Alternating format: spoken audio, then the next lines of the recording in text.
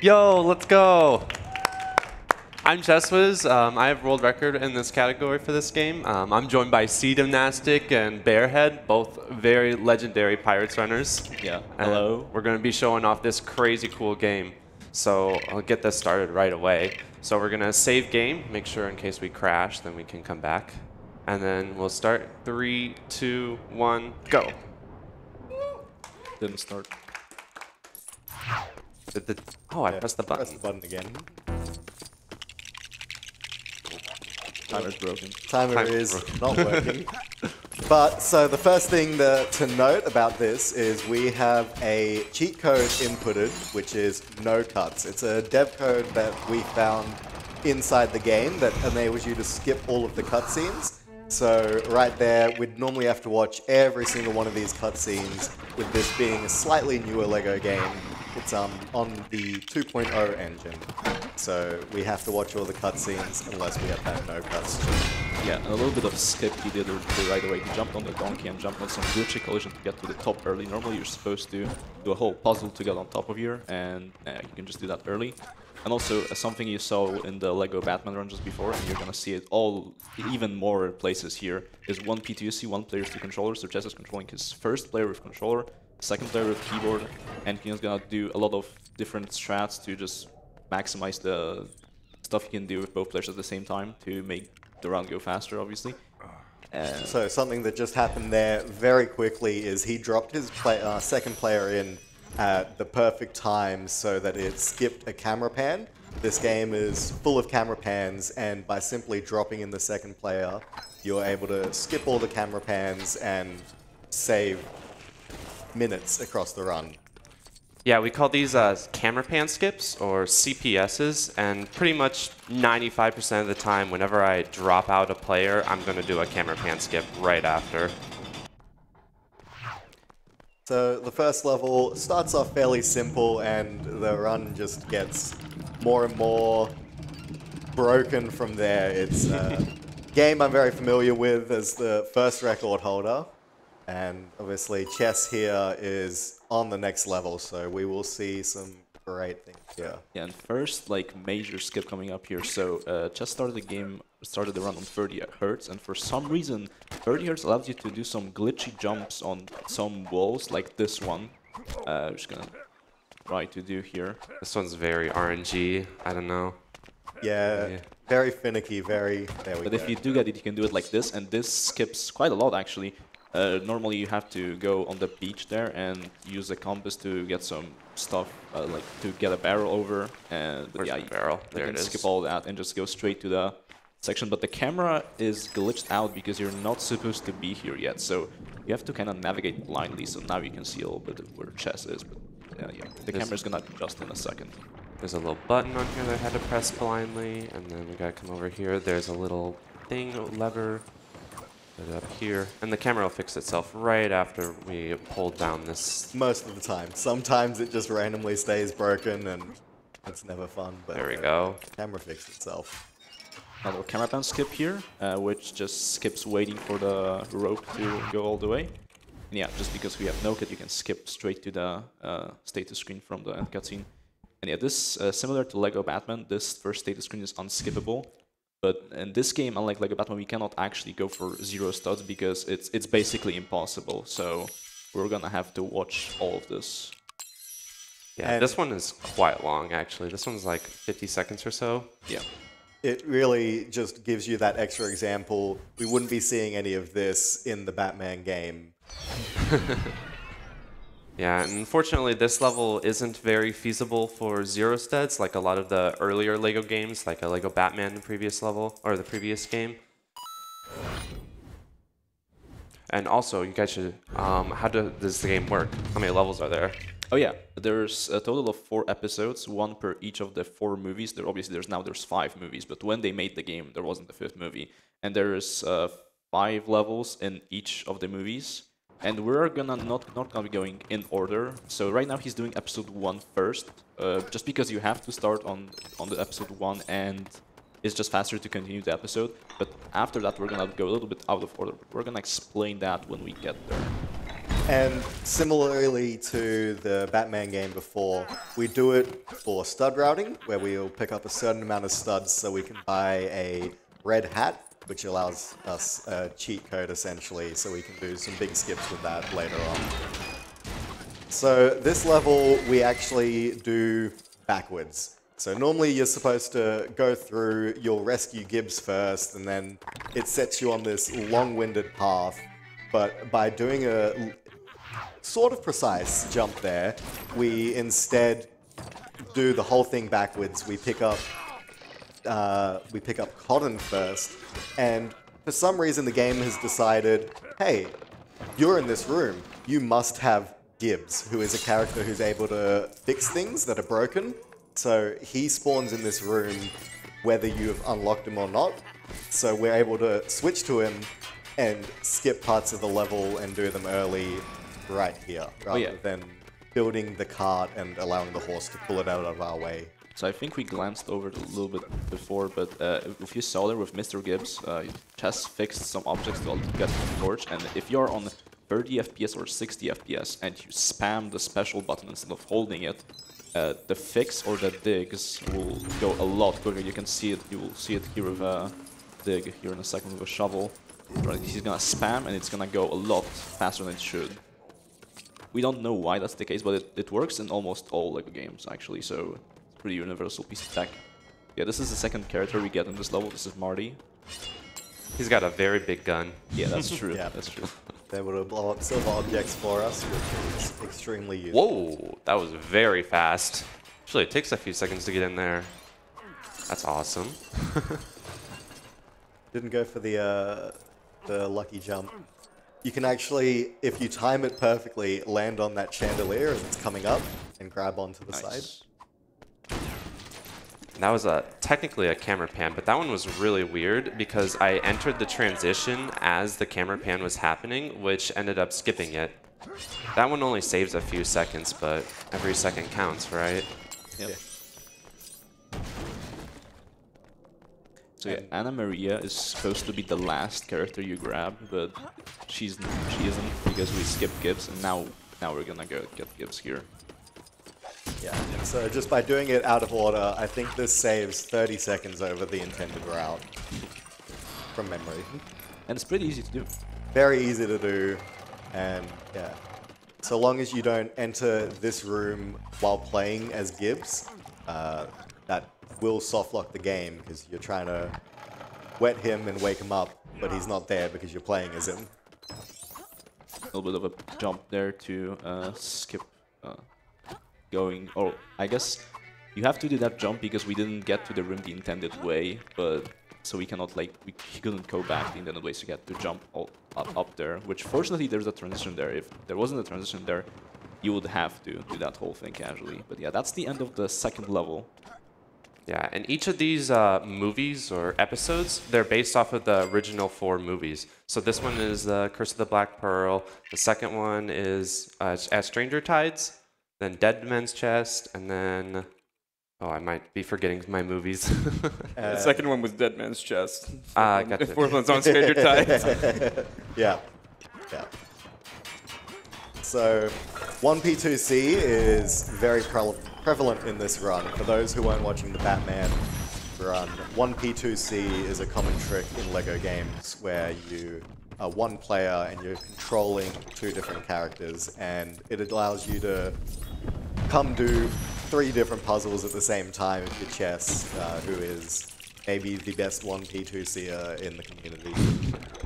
Yeah, this is one of, this game in general is one of the most 1P2C heavy games. It's, I think aside from LEGO Star Wars 3, which is also a game that Chess runs a lot and has a world record in, this might be the second most intense 1P2C game where it saves a lot of time. Yeah, 1P2C is definitely my favorite part of LEGO speedruns. So I tend to like the games that have a lot of 1P2C. And I like this game a lot too, because it's very high skill ceiling as well. So yeah, another camera pan skip that he did there, another one left here. Very quick. The one in the previous room was called a buffered camera pan skip, and we're gonna see more of those later. So we're gonna explain what they are later, because that one was a pretty pretty quick on that. There's gonna be one later on in the run that saves almost a minute just by doing that. So yeah, quick out of bounds jump there, very nicely done. And not super easy, but chess is just way too good. Yeah.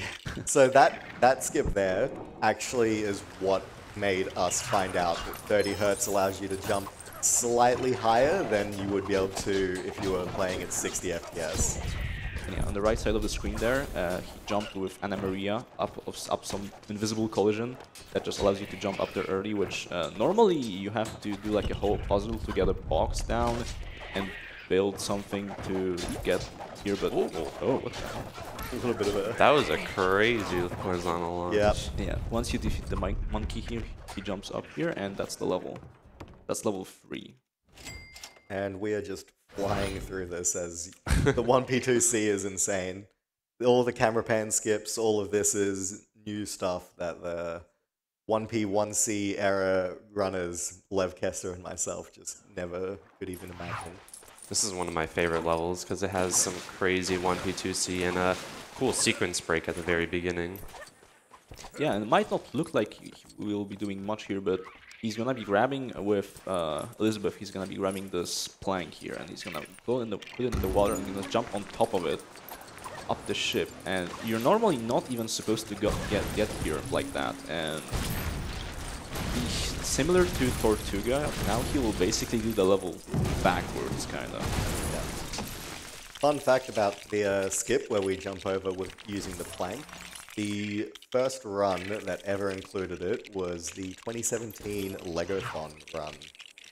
I want to explain what Legothon is. Legothon is a yearly community-run Lego-based marathon where we, similar to ESA, but a much smaller scale, where we just do Lego games, and yeah.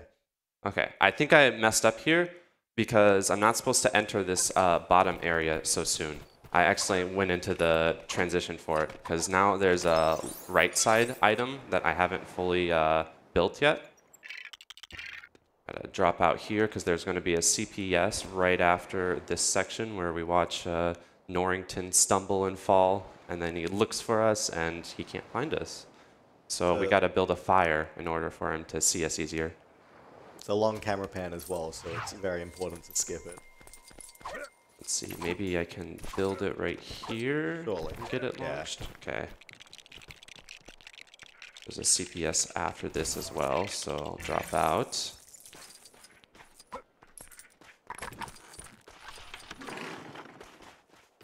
And yeah, so like they said, you have to build a campfire and light it up with the light that's coming up from here.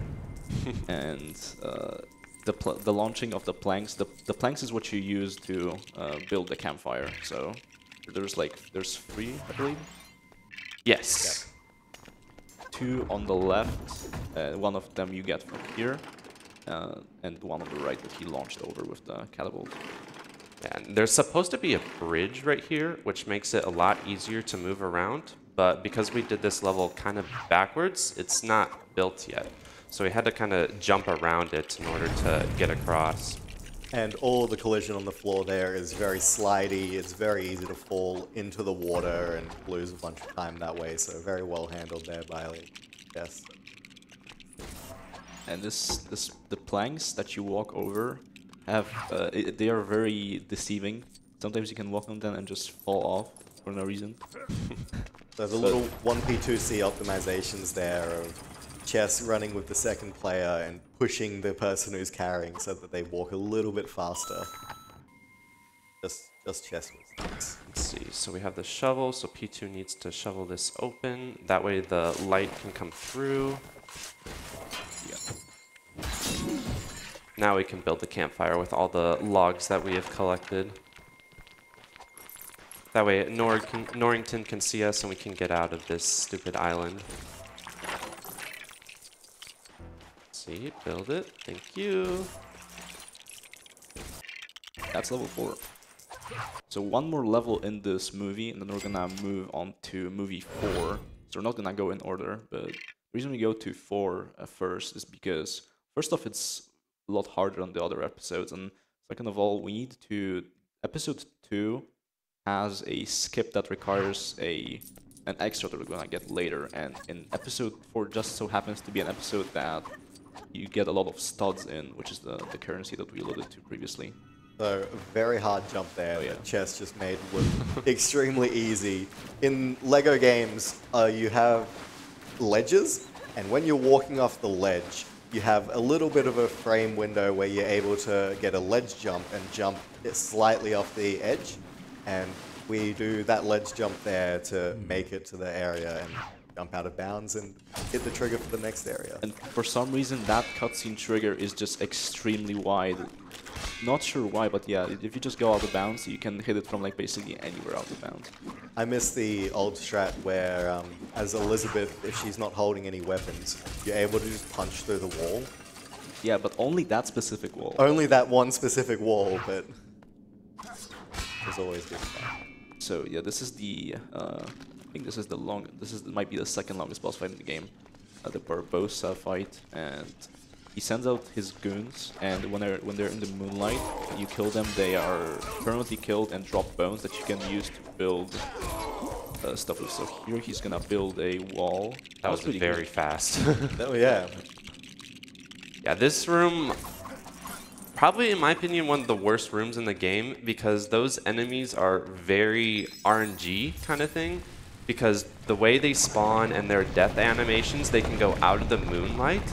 And especially this second section. Hopefully, you sometimes see them stagger a lot. Ooh, we got 2 hits there. So the worst enemy in this room for sure is Jacoby, who will come in and throw a bomb and he's able to just instantly kill you with the bomb.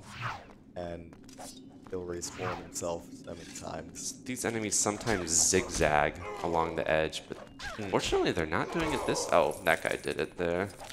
And yeah, this boss fight is super scripted. If you overlap stuff or you like skip a build or whatever, Barbossa would just soft lock. So we have to do this in a pretty specific order and way to not do that.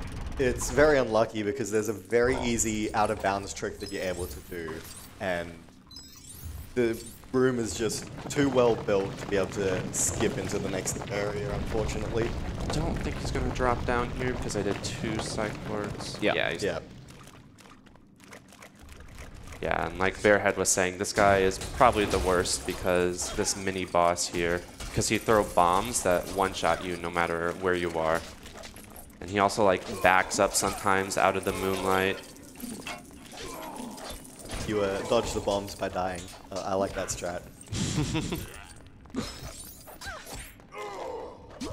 Get him.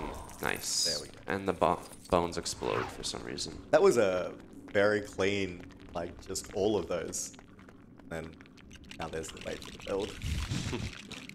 I don't know why those bones sometimes explode. That's the first time that's happened to me in at least 10 runs, I would say. At least 10 runs. So yeah, final thing in the fight, you have to do this barrel thing to get up to Barbossa to trigger his last phase. There is a way to get up there without doing the barrel, but it doesn't do anything. Like, it is, like I said, it's very scripted. You do actually have to do that in order to progress, and yeah, so that was the first Barbossa fight. This is the second one. We have to chase him around here. Oh. Whoop. And yeah, you can soft lock this super easily. Like, right there, for some reason, he just jumped backwards, and the rocks, if they fall onto him, he's not able to get out. Soft lock. There's also a chance that you can just randomly save a whole bunch of time.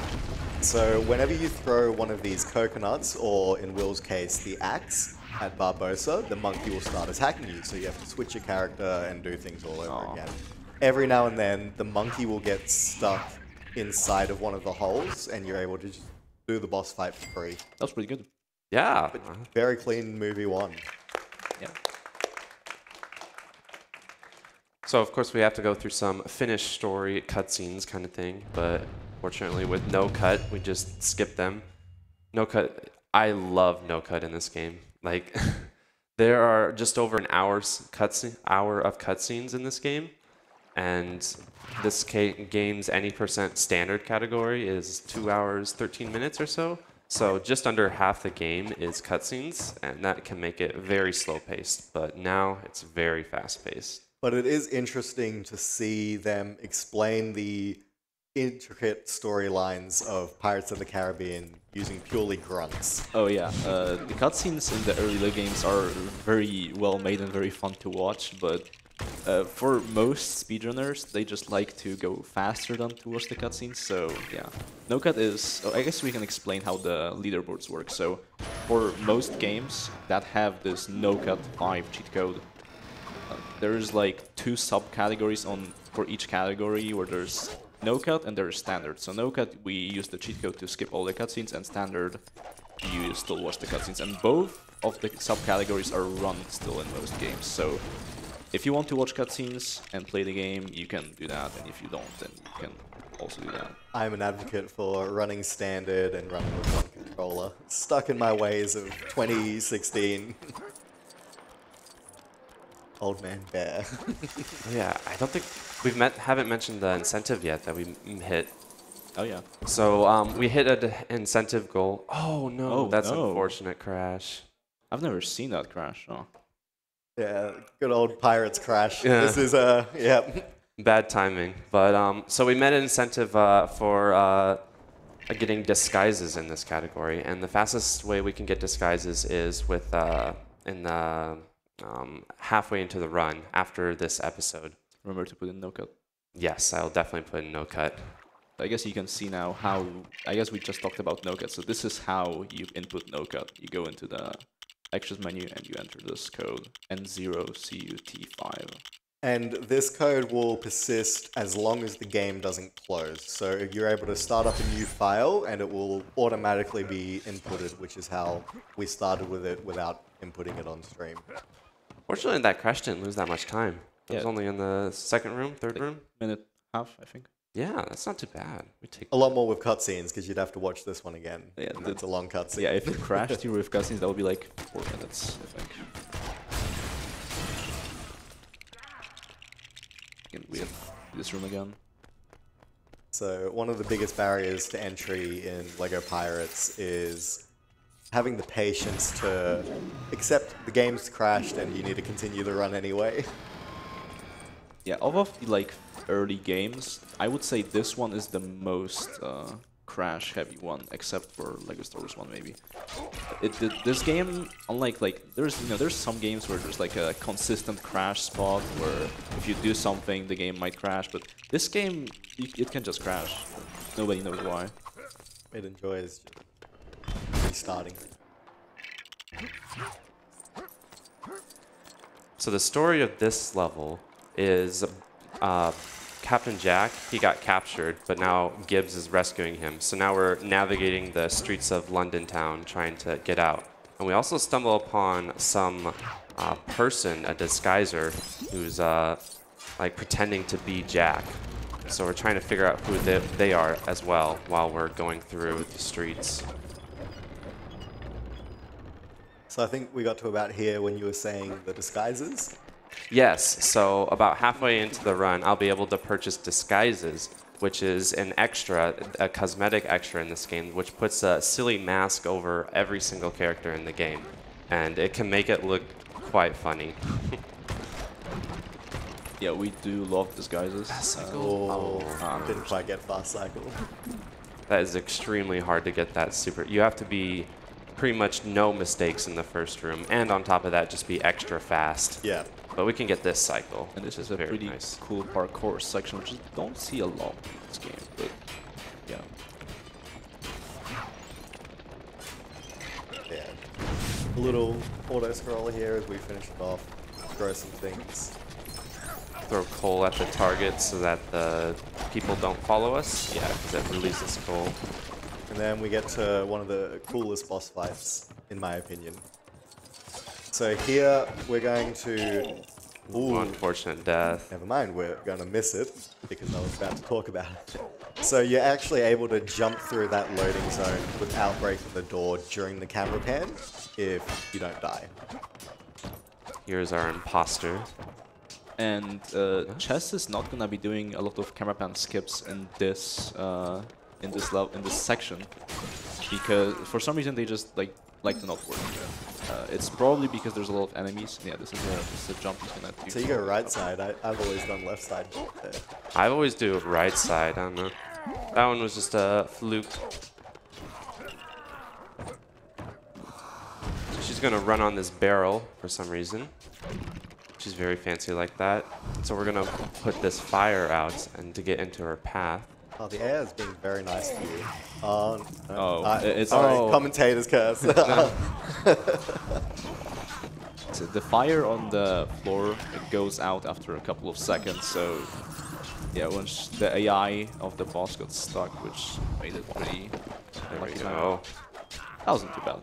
Now we can hit her and deal the final damage to end the level. Not the worst London town I've seen, but At least we didn't soft lock at the end. at least we didn't soft lock. That boss fight at the end is also notorious for soft locking, and unlike some other boss fights where you can just like prevent soft locking it from just like doing specific things, that boss fight, the boss soft locks if she gets pushed by enemies on the planks. So and it's not preventable. If an enemy happens to be in her way, she might just soft lock, which fortunately that doesn't happen that often. But yeah, it's always nice when that doesn't happen. So you have that out of the way. For the longest time in this game's history, because no cuts wasn't found until like what 2020, we ran replay story and basically just did an any % from a file that we'd already played all the levels in, so that we could skip all the cutscenes.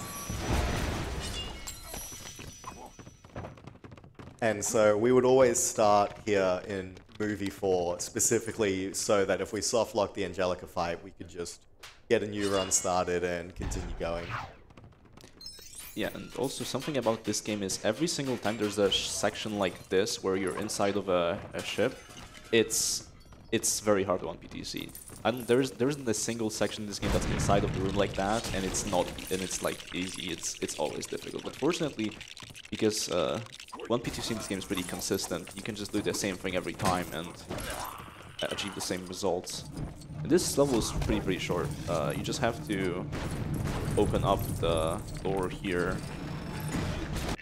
and open up another door, exit this room, and then we do one more thing in the last room. Yeah, we got captured by Angelica. Turns out she's the daughter of Blackbeard. Ooh. So we're captured, now we're trying to get out. Get some iframes right here so we can kill all this and get into the transition ASAP. So this is another kind of cool skip that we do here, where we're able to... Ooh, actually, I didn't know that existed. Not gonna get this super fast cycle. So yeah, you're not supposed to be up here this early. That jump was very much unintentional, but it's also pretty easy. So we free Philip, and that ends the level. So normally you have to catch a zip line over to him, you have to break some ice around him, you have to turn a wheel, but we found out with the specific gun that allows you to blow up metal objects, you can just shoot him and he will fall down and end the level for you. Alright, time for the shortest level in the game. And I'm very proud of this skip here, because this is a skip I found.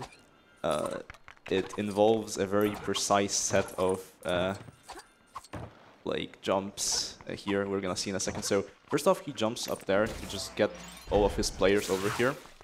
He's gonna do a very old skip called Jatsa. Yeah, jump off some weird collision there to get this guy here. Called the strength handle. He's gonna switch to Angelica. He's gonna jump on some out-of-bounds collision up here, and he's gonna do very specific sets of jumps to get to an out-of-bounds door that completely skips the level. That should work. Yeah, let's go. Let's go. That First is... try. Holy. I have spent 15 minutes in this level before just trying that over and over and failing. I was going to ask if that looked as hard as it was. It is a very hard skip, and for Chess to get it so quickly like that under pressure is insane. And yeah, that was one of those debug doors that you also saw in Lego Batman 1. In this game, they are basically, there's a door in every single room that takes you to the next room or ends the level. And yeah, that was one of them. That was one of the only ones we can actually hit in story. There's one more you can hit in story in this level, but we're not gonna be doing it because it's super inconsistent. And yeah, those doors, they're just like placed somewhere out of bounds, or in that case, it's pretty close to inbounds, so that's why you can make that jump, but they are not supposed to be, you're not even supposed to know about them, but because we're speedrunners and we're glitch hunters, we found a way to get the location of those doors and just get there. Hard jump first try. I struggle with that one a lot. Yeah, it can be very finicky. 1P2C makes this game so it goes so quick. Yeah. Maybe I should learn it one day. That would be awesome. The bear head return. The bear head return. Nah. Lev Kester and I keep looking at your runs and it dissuades us from trying to return. Can't beat chess. Alright, now we get to play a little bit of music right here in the piano. This gets a bottle, which is this game's collectible, but that's not the purpose of this category. We're trying to go fast, so we're not trying to collect all the bottles. Doesn't collecting the bottles lose you a little bit of time because it has to show you the... It does technically lose like 2.5 seconds, but I think it's worth it. For the piano music, fair. So here's gonna be, actually another skip I found, I guess. It's called Chicken Dinner Skip, and the original Chicken Dinner Skip, it's also a pretty silly name. It wasn't found by me, but this current setup was, and it's gonna involve a buffered camera pan skip that I've mentioned before. So normally, when you drop out, you can instantly drop in, but if you're in split screen mode and you drop out, you cannot drop in for like another couple of seconds, and when you just hold the F2 key to drop in, it will buffer the drop in, and it will skip the camera pan. How did you get that? Oh my god. Dude. Yeah. So, there's like a couple pixels on that lamppost where you're able to jump and not die, and again, another trick that I have spent 15 minutes throwing myself at in runs, and yeah, the chess to just calmly and collectedly get it twice in a row. Not gonna lie, I'm kind of surprised as much as you are that I got first try. Is this what you call marathon luck? Trying to make up for that crash, huh? Yeah, yeah. If we have some time, I do have a donation that kind of goes along with how well you're doing in these on these skips. Absolutely. We have a $10 donation from Lev, actually, so saying, so great to see LEGO Pirates in a marathon. Chess the 1P2C whiz makes this look too easy, and I have to agree. Thank you, Lev. Thank you, Lev. Yeah. Right. Oh, flag? No. Oh my god, no. Now we gotta see him do it again. Well, I guess we can just... Dude, that is so unlucky. Yeah, 2 crashes. You know, that's a pretty hype level to play twice, you know. So. Yeah, I guess so, yeah. gotta see more lamp jumps. That's fine. Yeah, this is what you mentioned about pirates just being pirates. Yeah. It's unfortunately just something you can't avoid while playing this game. Just gotta take it on the chin and keep going. No cut. Yeah, cannot forget about No Cut. Would not be wanting to watch these cutscenes. Yeah, I'm glad you have a no-cut runner on the commentary with you to remind you, because I would keep forgetting. Let's see, can we get any switches to get across a little bit sooner? Alright, back to 4-4. Let's do it. The hub of the game is actually kind of interesting too, with the 2 split sections. Yeah, yeah, it's really fun in bingo runs with all the little hub movement tricks that you're able to do. We'll be seeing that after this movie a little bit more. We'll be going to both sides. One to get one red hat on the left side and another on the right side. How much extra does the disguises cost? It's 25,000 studs, Oh, easy. which should be plenty. Very easy. It's also, Seed might know more about this than me, but like when you, let's see, gotta do this, oh shoot, okay. Like when you skip cutscenes and no cuts in this game, sometimes it like doubles the studs for some reason. Yeah, we don't know why. It's just a thing that happens in... I don't think it's this game only. It's just like... There's some weirdness with skipping the end cutscene that sometimes doubles your stats. It's only in some levels, it's not like every level. But it is pretty handy. That's why when you play standard in this game, the stat routing is a little bit more tight than it is in No-Cut. So I've never crashed in this level. I think it's because I've never played the piano while doing this. So, you know, maybe as a manip. No, I've played this level many times with the piano. Oh, that means we get the bottle again. Let's go. Yeah, the music in this game is super hype. Unfortunately, it being Disney music from Pirates of the Caribbean, we have it turned off at the moment, but one of the biggest draws to running this game is getting to listen to the Pirates soundtrack while doing so. But that piano music is not Disney music, so we can play that, no problem. We get to see chicken dinner skip. I'm surprised, honestly, I'm surprised the last time even worked. Yeah, Like, Yeah. that is not typically the setup that I do. Typically go over here. Once it goes split screen, then we have 2 players come off. Ooh. Oh shoot, it's not gonna work now. Messing up my keybinds with the new Swedish keyboard. Oh, come on, get over there.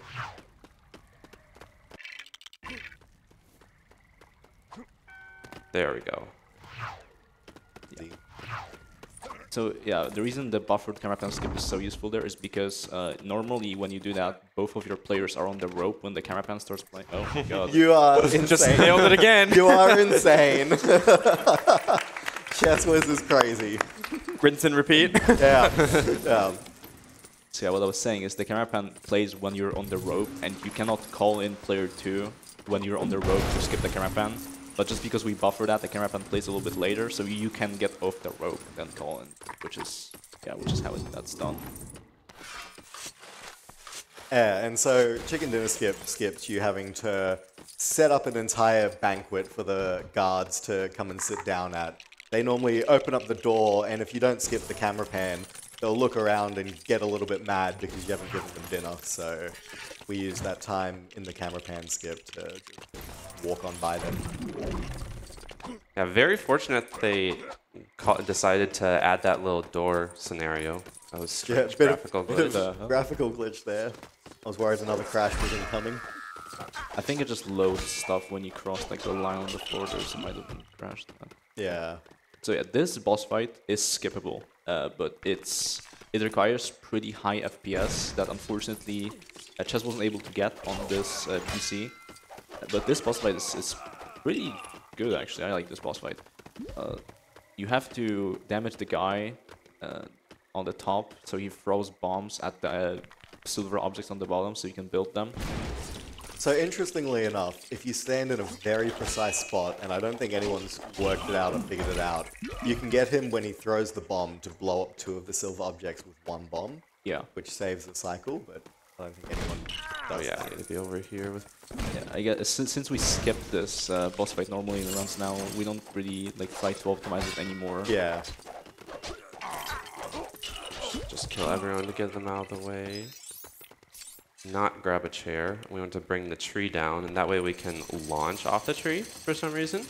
And yeah, you don't actually need to kill the boss to finish this level, which is pretty weird. Unlucky bomb timing there. The only requirement for finishing this level is jumping in the chairs with both players. Oh yeah, we don't have VSync on again.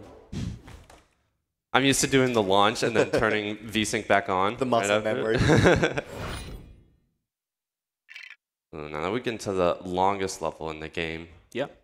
Episode 4 has both the shortest and the longest level in the game. Yeah. A lot of variety in this one. That's a crazy fact, I didn't know that.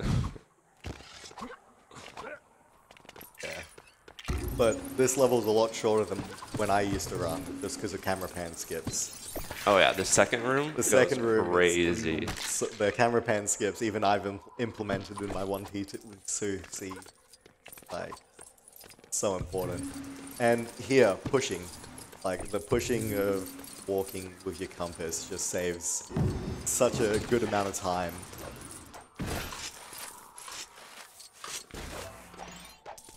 Just micro-optimizations that chess continues to do. Didn't you get world record in your D-Rust runs? I did get 1 record, 1 PB. Yeah. But it was a small one. It still had mistakes in it, of course. Like a 9-second? Yeah. Yeah, it was only 10 seconds. Yeah, you know, just D-Rusting, get a 9-second world record. Just a casual one. Just the casual, drop it in. But we're gonna follow this water right here and then do a camera pan skip right after. This game, a lot of camera pan skips, as you have probably tell. And then we get into this cave where we have to make water flow. 3 different water spouts. Not sure what these mean in the movie. I haven't seen this movie in a long time, but I don't think this part is in B specifically. It's not. It's just they find the water that's flowing up instead of down, and they can go up the stream. That's it. Yeah, so every time he melts one of these crystals, normally you're going to see a very long camera pan where it watches the water slowly but surely flow all the way down and into the waterfall at the end. And some of them are like 25 seconds long. So being able to skip them just by dropping in a character saves immense amount of time. also there's going to be a camera pan right here. We don't skip this one because player 2 is in the water spout that goes up. So while the camera pan is happening, the water activates and then hits the transition. But you can see how long just that short little water flow was, and then the other ones are much longer than that. And so this is a really big room, and the 1P2C optimizations that you can get here are pretty nutty. Yeah, there's a statue up on the top here and on the left side as well. So I'm going to have one player go over there, and then the other player who does not want to go toward the silver objects. And despite there being a box with multiple bombs in it, you only get one, and you have to, if you miss that one bomb, you have to wait for that one bomb to respawn. Classic. Classic LEGO games. Alright, so here I'm going to commentate a curse you. When you're walking across these planks that are about to come out of the water, there's a chance the cannons in the background can just shoot you while you're holding the statue, and you can die, drop it, and you have to go back. Yep, it's happened numerous times to me. It's Oh no, I timed it like half a second, I think. Yeah. That's fine. We just have to come back up here to re-grab it. Yeah, so that plank, because you skip the camera pan, there's like an animation of the plank coming out of the water, and the plank doesn't instantly have collision, so you have to wait. But a little bit of a mistime there. Yeah, usually the time is about 9 seconds, so I looked over at the timer and I saw it said 41:09, so I thought I could go on at 41:18, but maybe it was a high 41:09 and a low 41:18 kind of thing. Yeah. So push both of these at the same time and skip both of the camera pans with one drop in. And then jump on the head of the mermaid, and I'm gonna grab these purple studs just in case. Yeah, always helpful. So a purple stud is worth 10,000 studs, a blue stud is 1,000, gold 100, and silver worth 10. So silvers aren't super useful.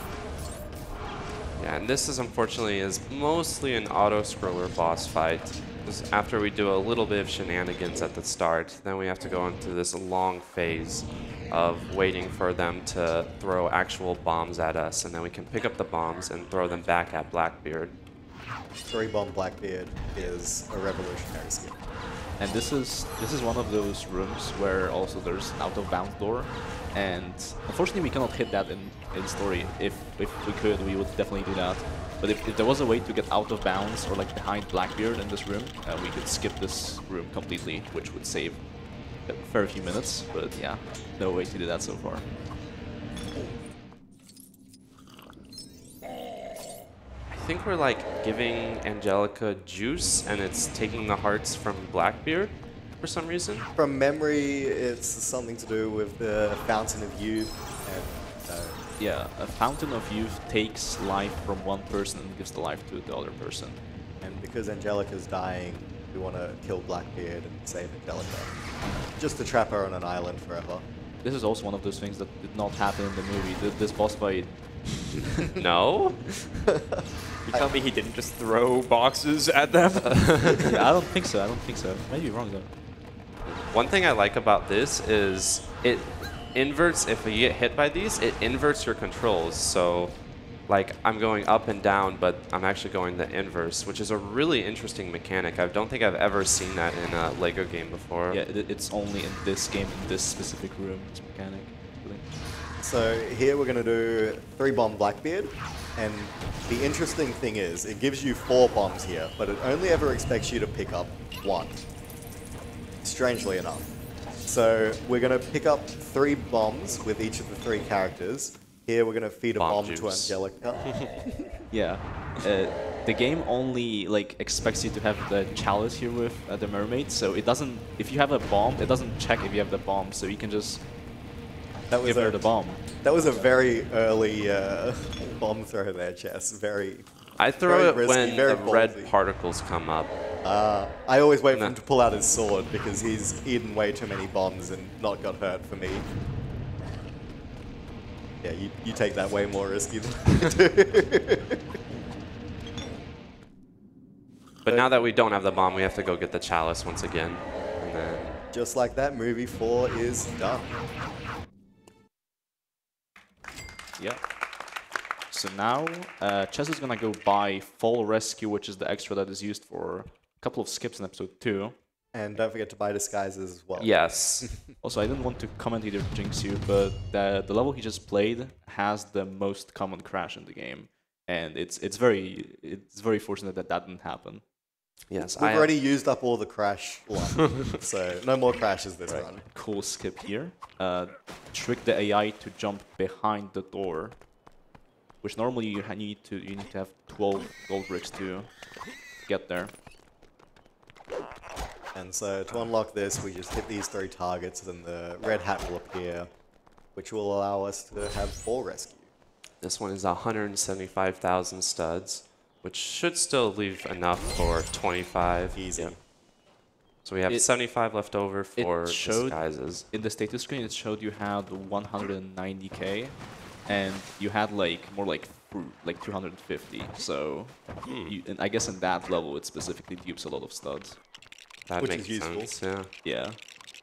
You can do the same warp on this side, but I've not much practice with it because I don't go over here very often. Yeah, we don't do this in runs. This is just for the incentive to buy disguises, which is the cosmetic extra. It's in this dynamite here. This one costs 25,000.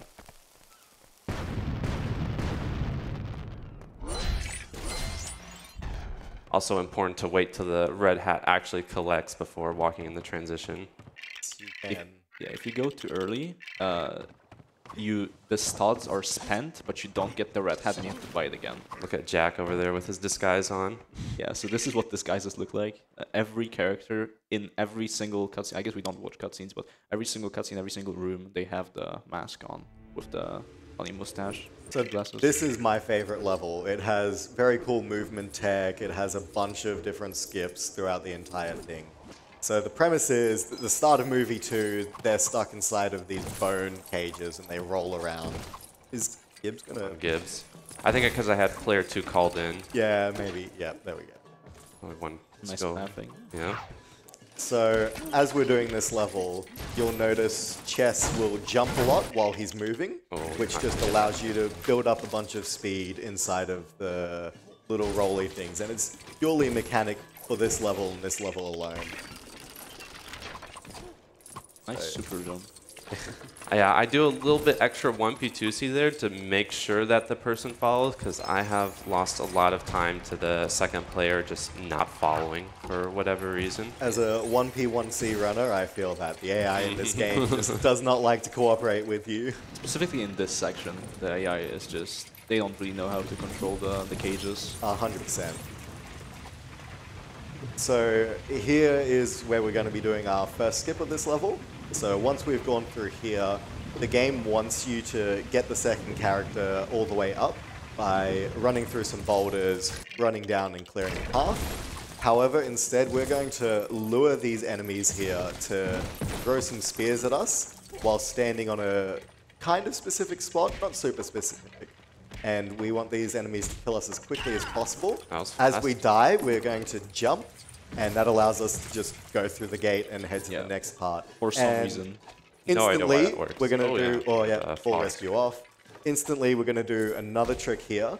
After jumping off, we're going to jump off one more time, and that'll spawn us in a spot where we're in the wall. We can infinitely jump up and get onto the bridge, and this is the hard part. First try. He's going to fall down first try. That is a very hard trick. You have to maneuver yourself through like 2 different death planes to fall down at the right spot onto that bottom platform, and the fact that he gets it first try is nuts. Nice. I love that as a skip right there. Yeah. That saves us from doing dog skip, which was a terrible, terrible skip, which would lose multiple minutes in a run. Isn't that a dog skip skip? I believe skip? that is dog skip, skip, skip, skip, skip. 5 skips, because there's been so many iterations of that skip and skipping things. So doing that is just, it's so nice nowadays. And I guess I have a fun fact about the skip and he did in Room 2 with falling off of the edge and spawning inside the wall. It only works on the PC version of the game. For some reason, it doesn't work on Xbox, doesn't work on PlayStation. The collision is just different on the consoles. Which I found out. Could that be a 60 hertz thing? I don't think so, no. It's just, there's some collision differences in the versions. Yeah, because I know the Xbox runs at 30 FPS. Yeah. Which is why when someone found a glitch on the Xbox, we had to go, oh, look, we can change to 30 hertz. Yeah. So we're supposed to bring that monkey across this whole path here and take it with us, but we can do something called poison skip. This is the first glitch that was ever found in this game. This glitch right here. It was found by Kimmy, actually. Kimmy found this and then the game crashed too much, so they decided not to run this game. Yeah, for some reason, if you jump with both players or you walk both players into the toxic water there, only one of them dies. The second one can go below the kill plane and into the actual water, and then can just swim across to the end of the room. Yeah. I So, think it has something to do with walking on the dead body parts. are you doing if I'm not cross skip mistaken. here? I am. oh my. So, don't. Yeah, if you get this first try, this is. Let's have some quiet, because this is pixel perfect jumps right here. Oh. That's step 1. There's like 5 steps to this. Okay, okay. Bring it a little bit up.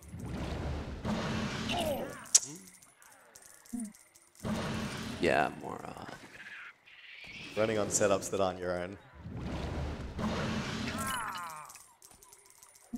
Is it one down? This is very, very tight.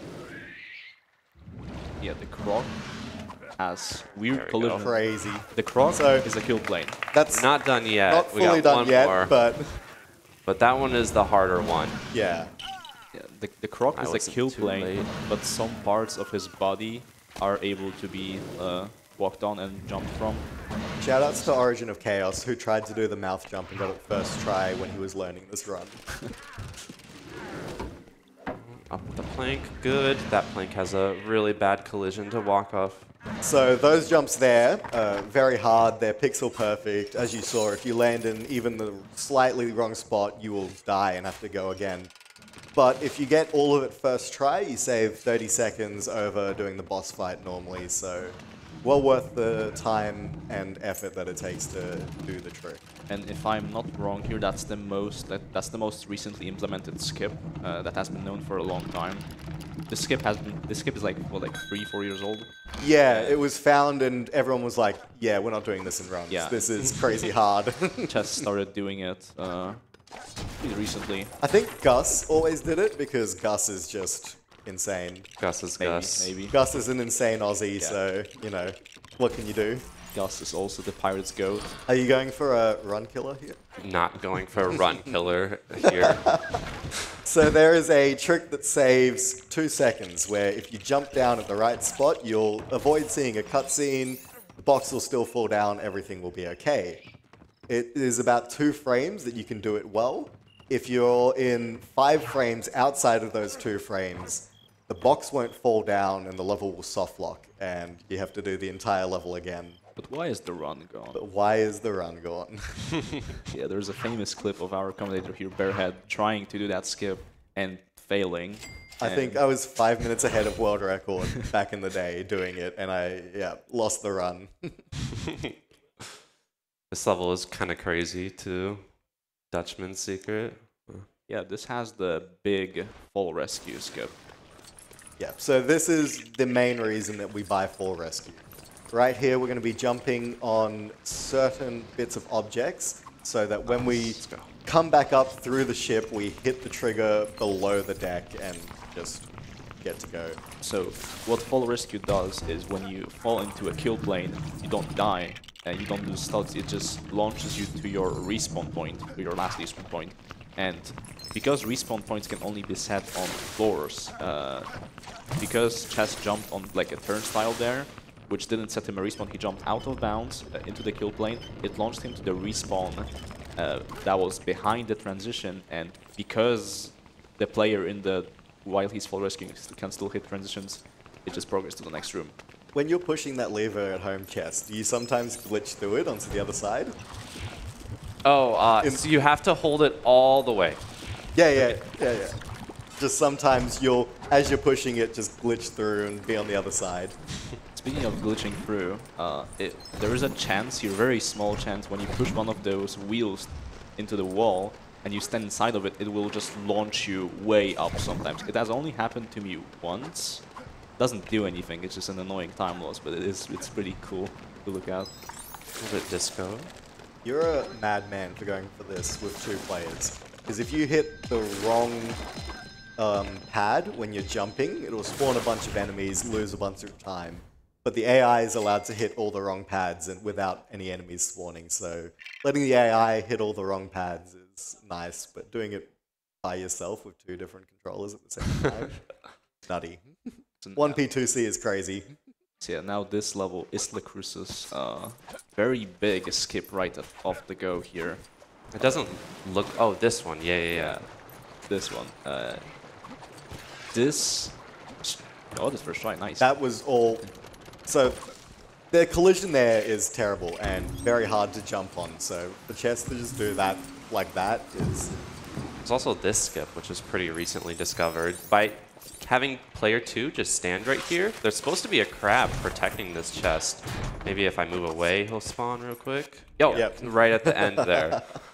Don't know why that happens. That was discovered accidentally in a random co-op run. So, just like in Batman, where you have to kill Alfred for it to be a valid run, here you have to do a face flop with Norrington for it to be a valid run. Yeah. I don't think any of our new runners do it. I do not do that. Yeah. I didn't even know about that. Yeah, you got to do the face flop because everyone has a different double jump animation, and maybe Chess will show off Norrington. Is it right here? stage. Yeah, just double jump. Oh, shoot. I'm going to He lose time to no kind of push. just flops down onto his face and saves some time if you're doing it into the camera pan beforehand. This is another sequence break. Ooh, I can parkour correctly. Yeah, this allows us to, again, basically beat this section. Not backwards, but almost. Oh, unlucky. I guess that's what happens when you go for the riskier jumps. Yeah, so you can obviously walk all the way around, which is slow and boring. Yeah. Or you can jump up the platforms, which is fun and cool, but a lot harder.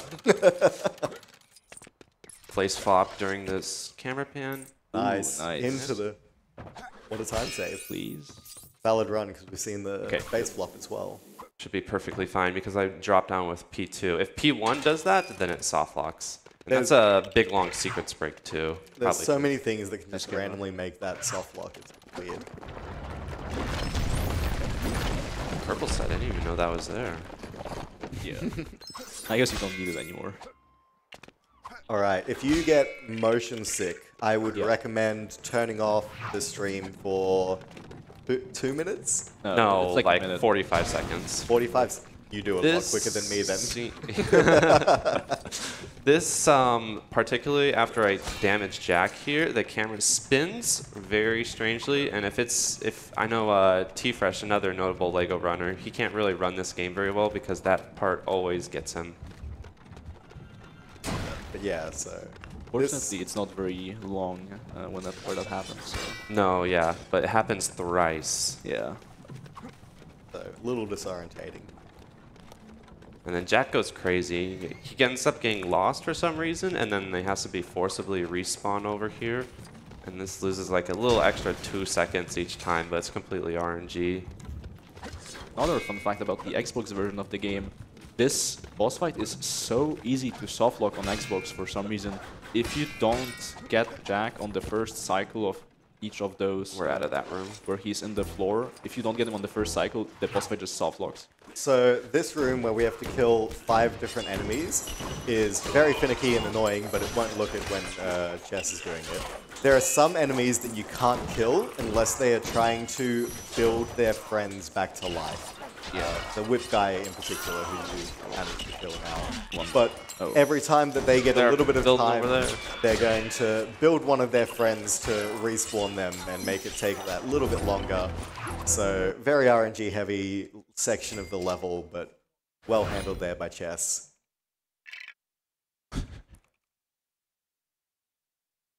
So last level of movie 2 right here. This is the Kraken, and this is the second big fall rescue skip. I guess there's... you're not going for first floor skip, right? No, oh gosh, First no. So there's 2 fall rescue skips in this room. The first one is very difficult, and I think it's a little bit inconsistent, so we're not going to be seeing that. It also doesn't save all the time, but the second one we're very much going to be seeing. Looks super cool. The first one is just incredibly inconsistent as well. Like, it's one of the tricks where like, oh, there's a setup for it, but then the setup just stops working for some reason. Yeah. Yeah. For all the TCS runners, LEGO Star Wars The Complete Saga, it's just like Disco Skip. Except it's way worse. It is way worse because you're just spamming the entire time. Disco skip is just 17 steps, right? Yeah. That's what they tell me. That's what works for Zoda. Ooh, got it. Good. Okay. So again, this skip that he's about to do can be a little bit finicky. I've lost plenty of runs. You can soft lock here, and you'd have to do the entire level again, but we're not going to see that from Chess because he's just really good. Just gets it straight away. Right, and this is the second debug out of bounds door that he's gonna hit here in this room, which is not even placed out of bounds. It's just literally in bounds right here. That was a nice zip up there. Yeah, if you jump off of this plank and do pause buffers, I won't miss that. unfortunate, you can turn around at the correct moment and hit an unintended door like that to go to the next room. That saves a bunch of time over the casual strats as well, obviously. So here we have fairly auto-scroller of a boss fight, not too much to save time besides throwing things at the correct time. We can also try to get 0 studs at the end. That one won't save too much time at the end, not compared to like the first level where it could, but it's feasible. And while we're just waiting around, so trying to kill the Kraken here by throwing random objects like what is this, like a life vest thing? Also, fun fact: the Kraken, since like it swings its tentacles a lot, it can launch you in the air, and they thought about it actually, and there's a kill plane above where you are, so if the Kraken ever launches you, you can't really do anything with it because you die instantly. Yeah, now that we've thrown all the items, now we can, if it spits out some bombs. Didn't like the bombs or something, I don't know. Yeah, it just wants them back. But we can throw them back at him. And then maybe die here. Oh, I don't think P1 died. Yeah, Yeah. died with P2. yeah. So that is movie 2. So we have 3 out of the 4 movies done, and now we're gonna go to movie 3, which is I think it's the shortest, right? Yeah, it is just shortest, especially because of the first level. Is Singapore or Whitecap Bay the shortest level? Whitecap Bay is the shortest. Whitecap Bay, the split for that is 51 seconds, and Singapore, it's 108. Yeah. But I guess you do still have the pub movement. Yeah.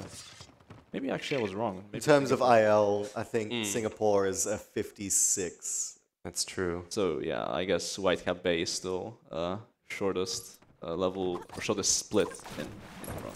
Yeah. Although I think the IL for Whitecap Bay Oh. That has the VSync strats, Yeah, right? there's a strat that he didn't do in Whitecap, the shortest level where you just skipped everything. Oh, the pixel jump. Yeah. No, it's not a big. It's like a VSync off double jump. The lava thing strat. Yeah, it requires so much FPS that I've only ever been able to pull it off like twice while recording. So it's not viable for runs. But all of this saves like 6 minutes. Yeah. Easily. Even over our old barrel skip that we had that saved 2 minutes, it This saves is- another 6 minutes on top of that. This is such a long level, but they just like put extra transitions for like mini-kit stuff in the level that you can get to early and just grab a fish and throw the fish at the target to activate the end and walk into it like that. Also, no deaths there is insane. Yeah, So pretty clean. this next level, the 3-2, is Davy Jones' locker. So we catch back up with Jack, and this is one of the famous scenes in the movie where he's in the pure white area and the crabs start moving about, and he's talking to other little Jacks. This is one of the most insane 1v2 sections ever, and my mind blows every time I watch all of this movement with 2 players at the same time. Would you be surprised to tell you if I told you that this is one of my favorite levels? Not at all. You are the 1P2C go. Problem with this level is I always forget how to play it every time I come back to the game. Definitely takes a little bit warming up to, especially with all of these spots at the beginning that Jack has to use his compass in order to go to them. Yeah, that's the main thing. It's very easy to get confused which compass items you're supposed to do in which order and where they are. Yeah, so the Jack on the left side, that one is the only one that can do compass, but each one of these other Jacks has their own special ability. For example, the right side one has a shovel, the one I previously had a gun, and the one that I'm going to give this peanut to, that one has bombs. How many Jacks does it take to fix a ship? Apparently 4, and a goat, which we'll see in a second. At least 4. At least 4. And a goat. Wait, did that go all the way? No, that didn't. So there's 2 goats in this level. Yeah. Yeah. Chess and this one.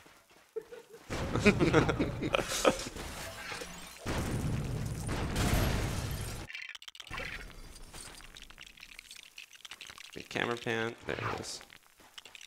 Yeah. They can be a bit hard to time because they don't always happen at the same time. Oh.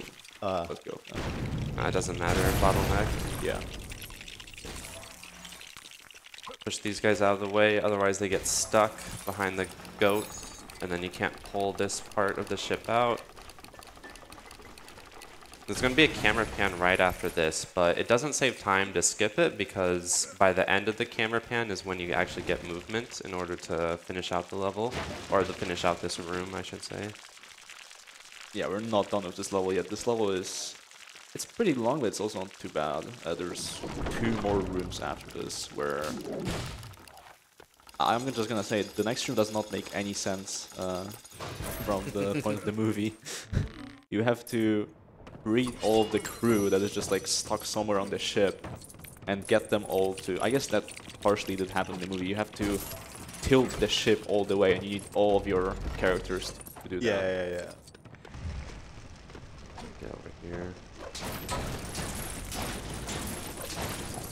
So you can actually shoot with Marty, and it blows up all of those barrels at the same time from behind the water barrel, interestingly enough. And the depth perception on those stairs is terrible. It's very difficult to find out where you're supposed to go exactly when you're 1PTCing. Do you think we have time for a few quick donations? Yeah, sure. Awesome. I wanted to get these in before you finish this run because we have some good luck messages towards you specifically, Chess. So yeah, we have $20 from Force saying, so cool to see LEGO Pirates at ESA. You got this, Chess. And then we also had $10 from the Hamster saying, good luck from Iowa, Chess. Represent this great speedrun. And I wanted to just give a quick heads up and a quick reminder. the next run after this, Tomb Raider 3, there is a target that we have to reach. We need $30 more, just like $30 more. We are at 470 out of the 500 we need to lock Winston in the freezer. So make sure you get your donations in for that. You got only like 20 more minutes to get those in for that, so make sure to get that met. Awesome. Yeah, the hamster, he's from the same state I am in the USA. Both from Iowa. Really cool to see him. And also Force, great Lego runner, newer Lego runner too. Yeah. It's really great just to see the community continue to grow throughout the years. Nice camera. Yeah, that camera fan skip is a little bit different because you have 3 players here. And obviously, like I mentioned before with Chicken Dinner skip, you cannot call player 2 when he's on the rope. So you have to manipulate player 3, who you're not playing as, to get on the rope. So you can call when player 2 is still on the ground to skip the camera fan. And this level is pretty short, but it's also I don't think there's anybody in the community that likes this level. I love this level. What do you mean you love this level? Okay, well there's one. This level's great. It's No, like it's not. one of the shortest when you're playing with cutscenes and if you don't do any big skips. I have never heard you say you like this level. For me, this is a mid-tier level. This is just fine. I enjoy, like this area is a bit mid, but when you get outside, the outside movement's very cool. It has a pretty cool skip that it's just a very big developer oversight right here coming up. Normally, you're supposed to go to this floor and use a torch to light a cannon. And I don't even know what you're supposed to do with the cannon, but you're supposed to shoot something to unlock this door.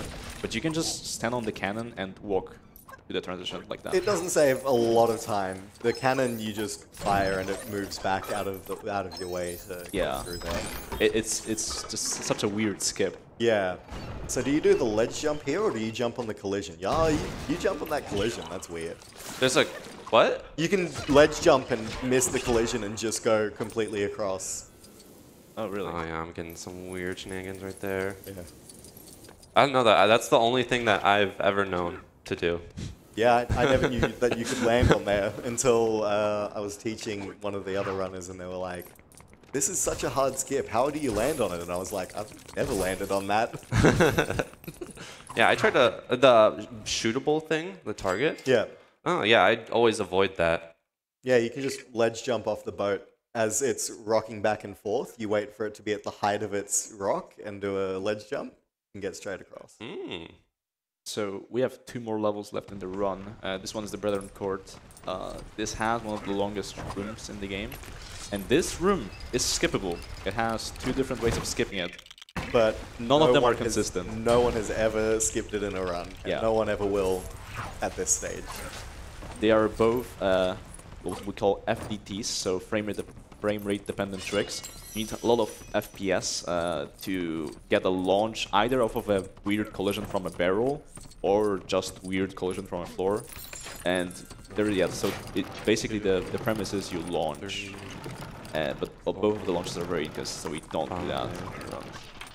Sorry to interrupt you. No, you're fine. 2, 3, There's 1, counting going on here. 2. Yeah, that just helps me to 1P2C so I know what to do, you know? Yeah. So this is a very heavy 1P2C room. So it's one of Chess's favorites and one of my least favorites. Also one of my favorites, actually. Like this room. Are you muting We're good. the sounds for the dance floor? Yes, I do have to keep that music off, unfortunately, but we'll get there and we'll just like imagine our favorite song. Yeah. So just like a quick tech there, if you drop out player 2, they will do some weird AI jumps so they can get faster to you even if you don't open like the entrance for them. So right there, he dropped out player 2 so we don't have to walk with him, and Barbosa just jumped up here. I think he's gonna do a similar thing. Yeah, Barbosa just jumped somewhere right there. Okay. And he's gonna make his way over to the one of the other dudes, because you need to save 6 pirates here to open up a door I love to that. enter the next room. This is the only place in the game that wall jumps get used. Outside of one bonus room in level 1-1. But Yeah. there's 2 spots for wall jumps, and it's like, what? Why? Why not more? Yeah. Normally, there's music that plays here. It's pretty. The guy in the back jams out to the music, but because we play with music off to avoid copyright, cannot really hear that this run. It's pretty unfortunate. I think for me, I'm imagining he's doing I want to get better by the bleachers. Nah, surely Shake It Off by Taylor. Yeah, #1 Swiftie over here behind the Yeah, Bearhead is a very big Taylor Swift guy.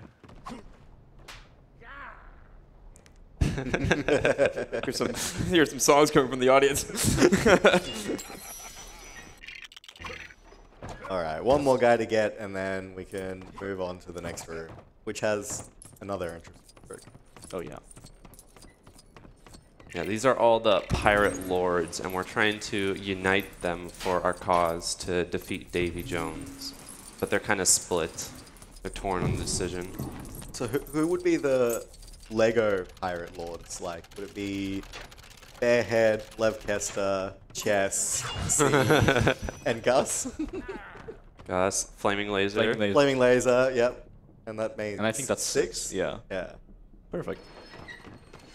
I think that'd be pretty accurate. Yeah. Yeah. The old gods, the new gods, and everyone in between.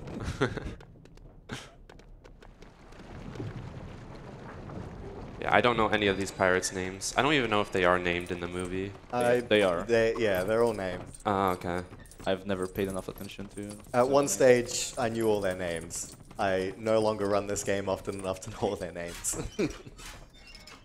So yeah, this is why you need all the pirates to open this door. And yeah, this with the launch that I mentioned, you can get behind this door early, but I don't think we're gonna be seeing that in runs like anytime soon. Ooh, what FPS are we getting? Is this? I don't have a FPS counter on right now. Wrong character. Yep, I'm trying to get over there. So here we're going to sword fight and kill them, and move them behind where the door is. And so we won't hit the trigger if they're dead and we drop them in. Nice. Perfectly like that. Then we're able to jump around here, pick up this book, which saves us getting the dog that it asks us for and still allows us to finish the level and saves probably 2 minutes, I would say, of just nonsense stuff that you have to do back and forth. I don't think it's 2 minutes. It's like 20 seconds, I'm pretty Yeah. sure. With 1P2C, I should say. Yeah, like, with 1P2C is a pretty big stipulation there. Saves 2 minutes over 1P1C strats. That's the important I don't part. think that's true, actually. I don't think that's actually that long. So yeah, here is also on the topic of 1P2C, one of the more 1P2C intensive sections. And this is the last level of the game, actually. Yes, so we should be pacing Estimate pretty well, actually, with the 2 crashes. Yeah. Yeah, done well. Although, don't jinx it yet. Oh, yeah. You know what happens. Oh, yeah, the final boss of this level is just held together with some sticky tape. It's not well coded. Well, I don't think the boss fight is the problem anymore, but there's something else that happens here. Maybe I won't jinx it. You'll have to tell me after, I don't know. Well, I'm gonna tell don't you know. after he. Yeah, after. But yeah, we got all the... I forgot who this crab lady is. There's supposed to be crabs coming out of her. Don't know where they are, honestly. Maybe some graphic setting. Yeah, Might Calypso, be, right? although I have Calypso, you're right. So, yeah. Or maybe disguises. Maybe disguises. Oh, for- there. Oh, there they are. Okay. The crabs. Suddenly crabs. But yeah, she's like a evil person, suddenly, we discovered, even though we were friends with her in movie 2. She's a trapped goddess in a human body, I believe. Yeah. Yeah, I just play the game. I don't know this story. Have you watched the movie? I have, but it's been a while. Well, at least you've watched. Have you watched them in grunt format? Grunt format? Yeah. Oh, I'm controlling the wrong player here. So normally you have to build a third cannon to hit that middle one, but because of a dev oversight, you can just aim the cannon and hit that middle one anyway. Also, the thing I didn't want to jinx is when you're done with that first room where the crabs come out of Calypso, the mid throw, the cutscene that plays after that, can sometimes crash, but it didn't happen. So I don't think I've ever seen that. I think that's the second most common crash. I've seen Davy Jones get stuck in soft lock so many times here. I think Lev Kester was about to get the first ever 145. He was 2 minutes ahead of world record and just had a full soft lock here. 145, that would be replay story, right? Replay story, yeah. Back in the day. Back in my day when I was but a young boy.